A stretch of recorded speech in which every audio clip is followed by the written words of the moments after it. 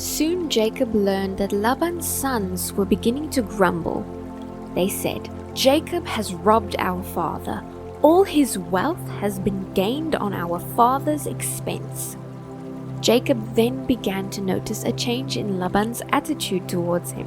The Lord then spoke to Jacob and said, "Return to the land of your father and grandfather, and to your relatives there, and I will be with you." Jacob called Rachel and Leah to meet him out in the fields so that he could talk things over with them. "Your father isn't treating me like he used to. He has turned against me. But the God of my father has been with me. You know how hard I have worked for your father," he explained. "But he has tricked me, breaking his wage agreement with me again and again. But God has not allowed him to do me any harm. For if he said, 'The speckled animals are mine,' the whole flock began to produce speckled lambs. When he changed his mind and said that I can have the streaked ones, then all the lambs were born streaked. This is how God has made me wealthy at your father's expense. I had a dream during the mating season that the male goats mating with the flock were streaked, speckled, and spotted. Then the angel of God said to me in my dream, 'Jacob.' And I answered, saying, 'Yes, I'm listening.' Then the angel said, 'Look, and you will see that the only streaked, speckled, and spotted males are mating with the females of your flocks, and I have seen all that has been done to you by Laban. I am the God you met at Bethel, the place you anointed the pillar of stone and made a vow to serve me. Now leave this country and return to the land you are from.' Rachel and Leah replied, 'That is fine with us. There is nothing for us here. None of our father's wealth will come to us anyway. He has taken our rights to those of foreign women and sold us. What he received for us has disappeared. The riches God has given you from our father is legally ours, as well as our children's to begin with. So go ahead and listen to God.' Jacob then put his wives and children on camels and drove the flocks in front of him. Along went all the livestock he acquired from Paddan Aram, and they set out on the journey to the land of Canaan, where his father Isaac lived. The time that they had left, Laban was shearing sheep from distance away. Rachel stole her father's household gods. They never told Laban they were leaving, and they set out secretly. They crossed the Euphrates River with all Jacob's belongings, heading for the territory of Gilead. For 3 days Laban had no idea that they had all left. Once he knew they had left, in hot pursuit he went after them with a group of his relatives. In the hill country of Gilead he caught up with them 7 days later. But the night before God appeared to Laban in a dream. He was told, "Be careful what you say to Jacob." Laban set up camp not far from Jacob's and went up to Jacob and demanded, "What do you mean by sneaking off like this? Are my daughters prisoners, the plunder of war, that you have stolen them away like this? I would have given you a farewell party with joyful singing and music. Why didn't you let me kiss my daughters and grandchildren goodbye? You have acted very foolishly. I could destroy you." But the God of your father came to me in a dream and said, "Be careful with what you say to Jacob. I know you feel you must go, and you intensely long for your childhood home. But why have you stolen my household gods?" Jacob answered, "I was afraid, and so I rushed away. I said to myself, 'He will take his daughters from me by force.' But on account of your household gods, let the person who has taken them die. If you find anything that is yours, I swear before all these relatives of ours, I will give it back without question." Jacob had no idea that Rachel had taken them. First, Laban went to search Jacob's tent. Then he went on to Leah's tent, the 2 concubines' tents, and then finally he went to search Rachel's tent. Rachel had the household gods stuffed into her camel saddle, and she was sitting on them. So even though Laban had searched all the tents, he couldn't find them. Rachel then explained, "Forgive my not getting up, father. I'm having my monthly period." Laban didn't find anything despite the thorough search.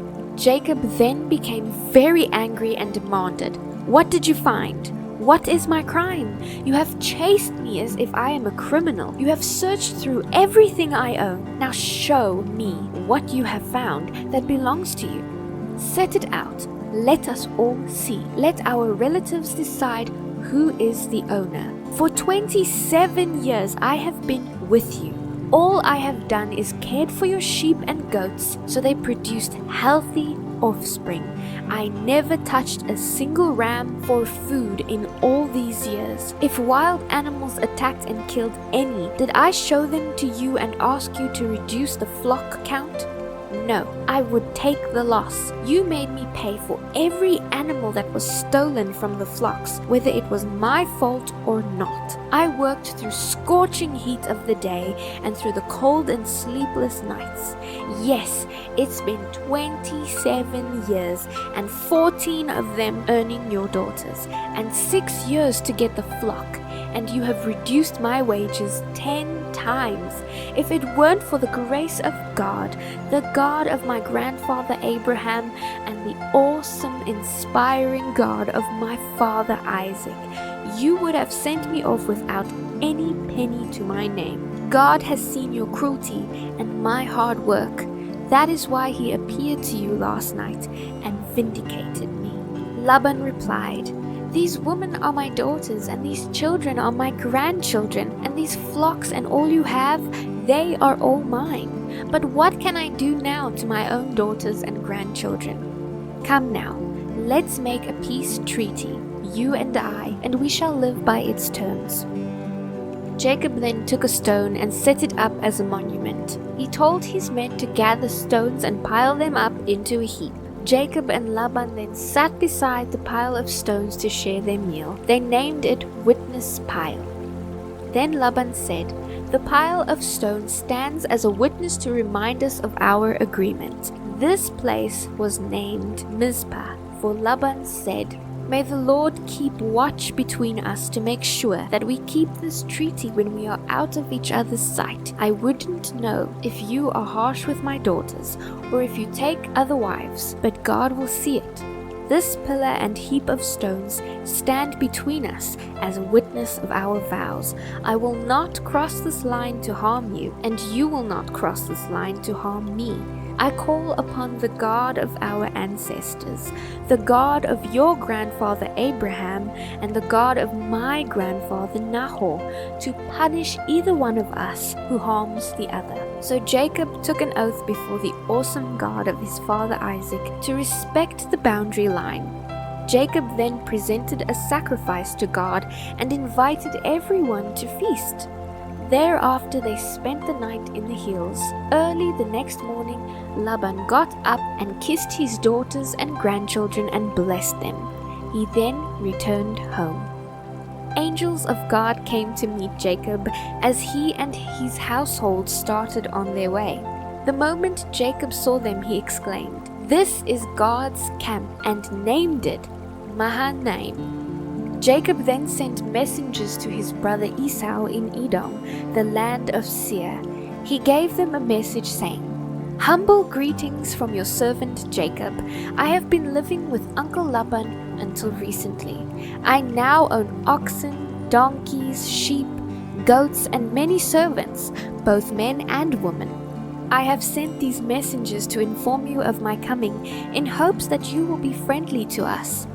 The messengers returned to tell Jacob that Esau was on his way to meet him with an army of 400 men. This news terrified Jacob. He then divided his household as well as the flocks, herds, and camels into 2 camps. His thought was, if Esau attacks one group, hopefully the other can escape.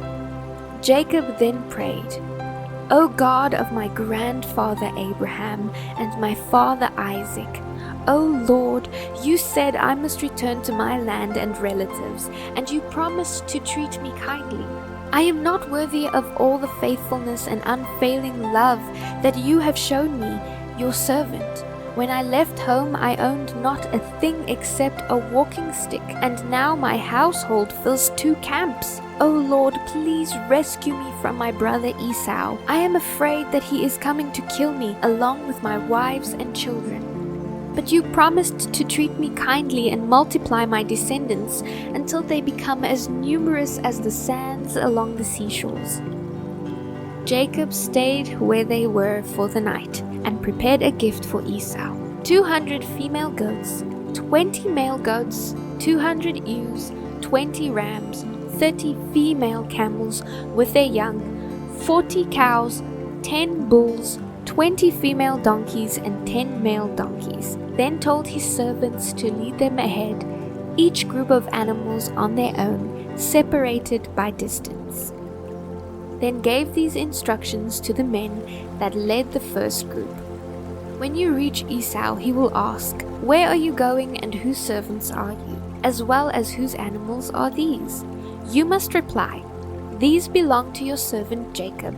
They are a gift for his master Esau. He is coming right behind us."